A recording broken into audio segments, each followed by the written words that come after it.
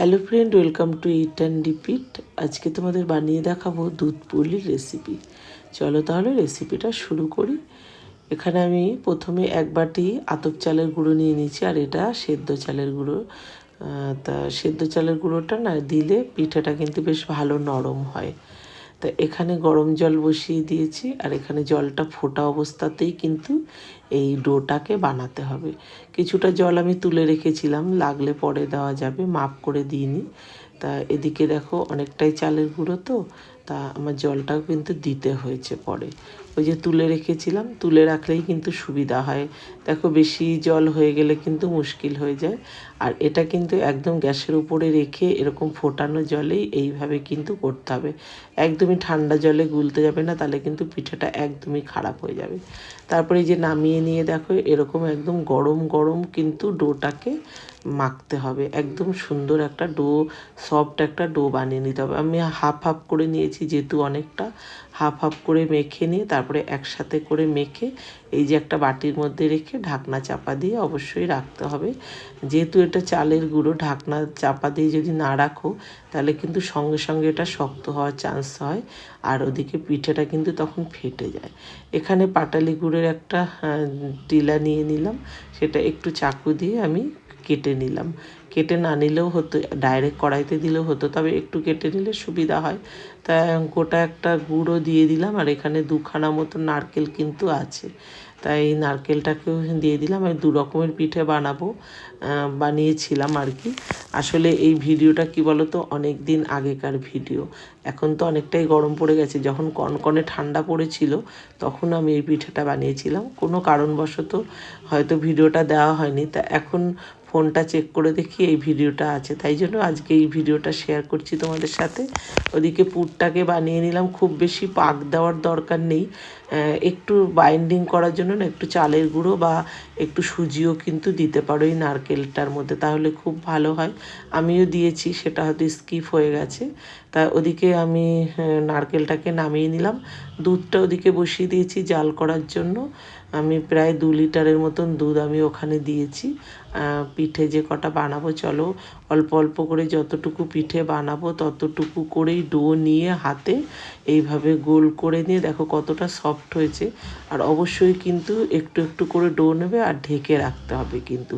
যদি ঢেকে না রাখো তাহলে ওই যে বলছিলাম একটু শক্ত শক্ত হয়ে গেলে না পিঠে তখন ফেটে যাওয়ার চান্স থাকে, তার জন্যই সঙ্গে সঙ্গে ঢেকে রাখতে হয়। যাই হোক, এইসব টিপসগুলো সবাই জানো, এসব আজকাল সবাই জানে। যেহেতু আমরা ভিডিও বানাই তার জন্য আমাদের তো এগুলো ক্যামেরায় বন্দি করতেই হবে, তাই এইসব ভিডিওগুলো ছাড়তে হবে, তার জন্যই তোমাদের এত কিছু বলা। জানি আজকাল সবাই সব কাজে পারদর্শী। তা চলো, এই যে পিঠেগুলো আমি এইভাবে অন্য রকম যে মানে নানান রকমের ডিজাইন করে কিন্তু আমি পিঠেগুলো বানিয়ে নেব। আর এই পিঠের, এই কুলি পিঠের ডিজাইন আমার মা এত সুন্দর করতো, এটা আমার মায়ের কাছ থেকেই শেখা। আমি আমার মায়ের মতন অত সুন্দরও করতে পারি না, তবে চেষ্টা করি। যাই হোক, যেমন মনে আসে তেমনভাবেই পিঠেগুলো গড়ে নিচ্ছি অল্প অল্প করে।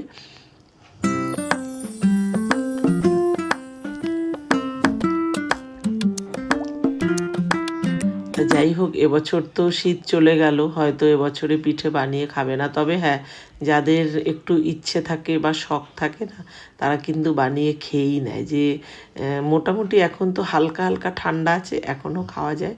তবে আমি এই পিঠের রেসিপিটা অনেক দিন পরেই দিলাম।